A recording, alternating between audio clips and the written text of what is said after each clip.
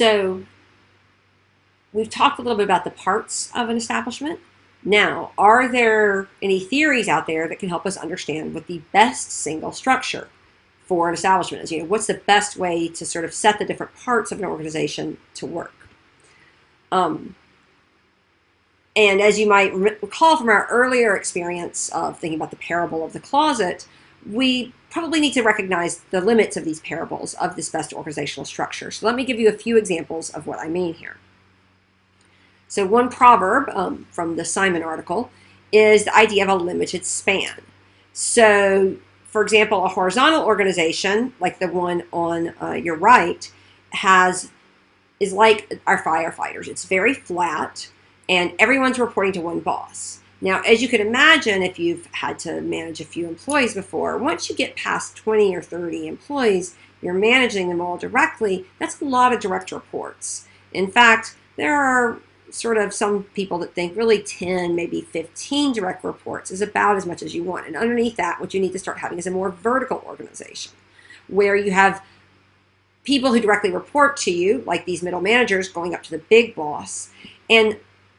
But the employees who work for the boss are really reporting directly to the middle managers. Now, of course, one can imagine that it could get out of hand and that it itself causes problems. The nice thing, of course, about having a horizontal organization is you get a lot of information directly from your employees. There's no one to undercut you, which, if you know much about feudalism, which is exactly what a normal vertical organization, right, looks like a sort of traditional agrarian feudal society, sort of very hierarchical, right? You could put the king at the top here.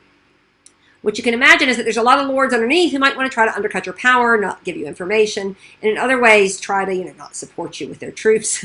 So in an organizational sense, you can see that there are actually limits to both.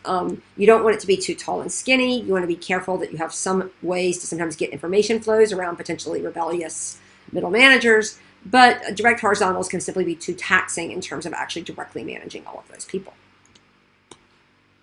So this, again, is another example of a fairly flat or horizontal organization. So another proverb, specialization. So the question becomes basically, what type of specialization is best? Well, you can imagine some organizations being task specialized. So some people are making widgets, some people are doing research, some people are doing human resources, right? So this is basically our work function breakdown for the organization corresponds very much to the tasks, the organizational functional breakdown. And in fact, you could imagine like making widget part A as its own group or making widget part B as its own group. Now, you could also imagine though, okay, what about geographic specialization? Something like where you've got these different cities and you've got branch offices, right? So banks, for example, have a lot of branch offices, or, retail establishments. And of course, part of the answer is that places where you need to have a lot of outposts, retail, banking, right? Clearly, in those cases, geographic specialization makes a lot of sense. If you're making airplanes, it may not make as much sense. So if you're doing, service providers for a welfare office, then yeah, you might want to have geographic specialization. But that doesn't make as much sense. You don't want to necessarily have the people doing all of the, processing welfare requests in one office and then sending out the checks in another office in different different locations, but having the task specialized instead of having, again, more of a retail type geographic specialization. Another proverb, unity of command. So I mentioned earlier the idea that when you have something in the technostructure or the support structure, like say an accounting department, the fingers of these groups go out into the organization. And by that, what I really mean is, suppose you've got basically what's a geographically specialized organization, like a school system. So you've got school 1, where you've got principals, school 2 principals, school 3, etc. But the accounting department, in essence, needs to send an accountant down to each of these schools, right? So exactly as we saw in the Junta case, where there is a budget, a treasury person in each of the departments who then sends the original treasury request on, we need to have an accounting person in each of these. Now, what you can see here is that there's something called a dotted line from the accounting department down to the accountant. And what the dotted line means is that there is a direct report, so the accountant might report directly, say, up to the school principal, but then indirectly to the accounting department. It's not always that way. Sometimes the direct report is actually up to the accounting department, and the dotted line is back to the school. Dotted lines will probably be one of the feature of organizations we're going to talk about the most during this term, because it's both incredibly helpful organizationally and it causes a lot of problems organizationally. And so understanding how this feature works is essential, really, to understanding much of public management. So unity command basically means no dotted lines. Now, I will leave this video in here and will not include it, but I'll leave a link up to it. If you have ever watched, though, anything of The Office, you've probably seen Toby fight with Michael. And usually Michael is just mad at Toby. He says he's not even one of us, that he doesn't really belong to our family.